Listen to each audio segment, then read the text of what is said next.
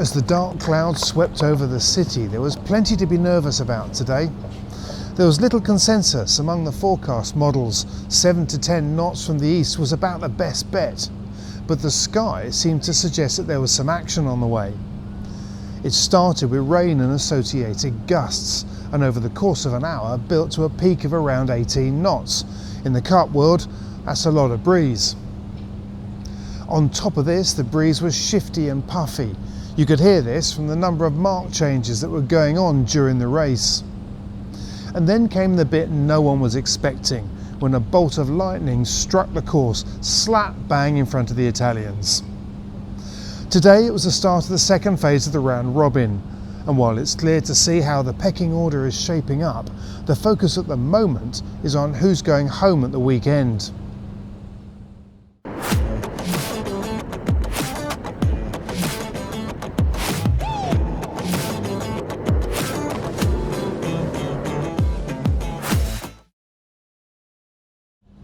If pressure was what you're after today, the opening race delivered it straight from the start.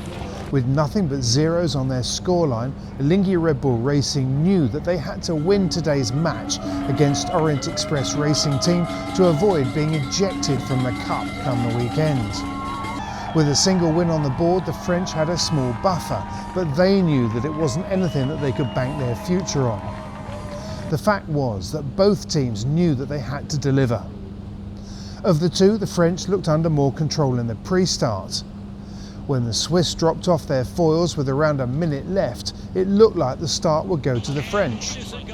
But as the French swooped down from above and dipped behind the line at speed, the Swiss had not only got themselves back on their feet, but were at full speed and heading out to the left of the course.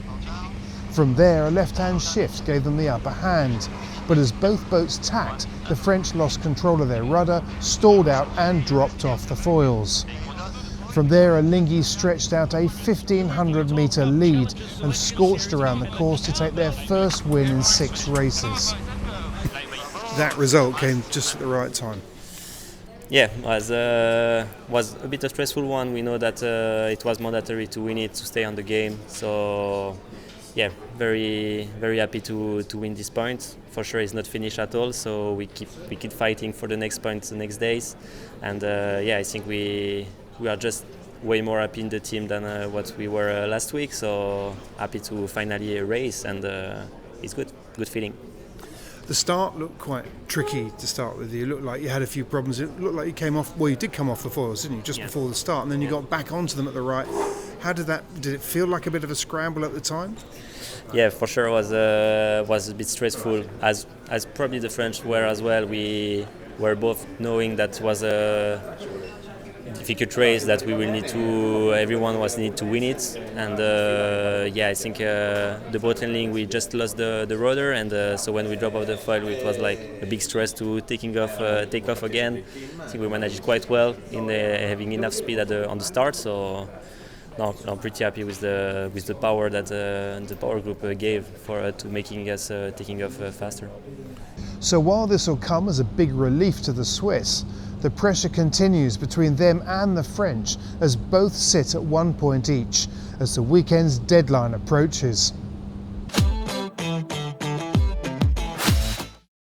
There was more fun with stalling foils in the second race of the day as the Kiwis squared up to the Italians.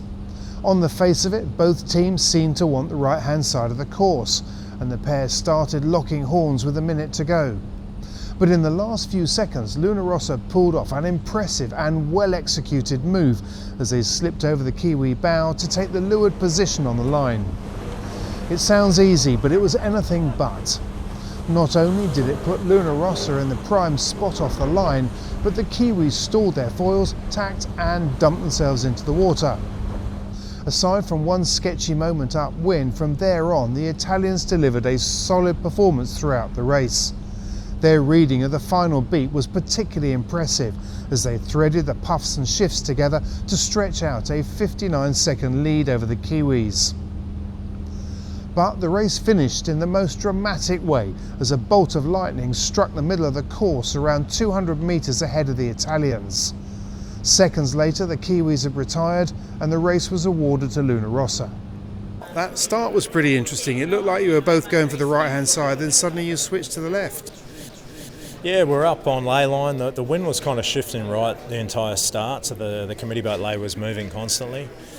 But again, I mean, it took a huge amount of commitment from the boys on the bikes. I mean, I basically emptied the accumulator beforehand with a couple of other moves, and at that point they had to throw themselves in the fire to sort of for us to pull that off. So fortunately we've been there before and that they've always delivered.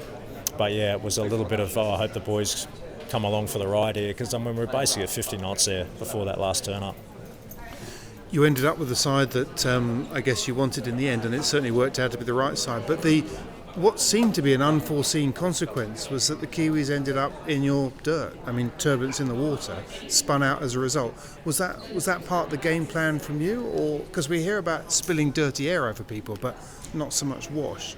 Yeah, I haven't been able to really review the footage that much, so I really don't know. I mean, there could have been a lack of oil for them. I'm not sure. Turbulence, I don't know how it played out, but certainly for our team, big psychological step here. I mean, we've had some great races against the Kiwis, but at this stage of the competition, for the team to know that we can win races against the defender this time round is a big step, and that's huge going forwards now.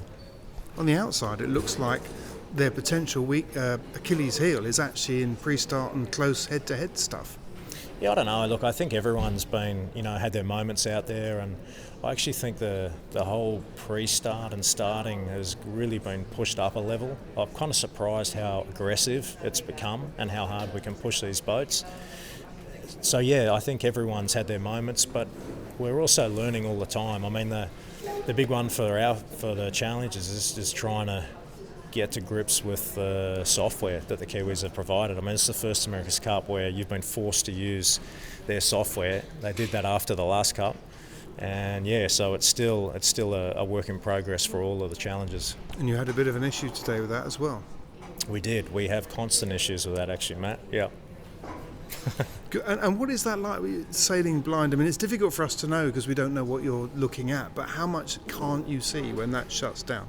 Yeah, it's tough because the course is quite tight with the boundaries, and clearly you don't want to go over the boundary.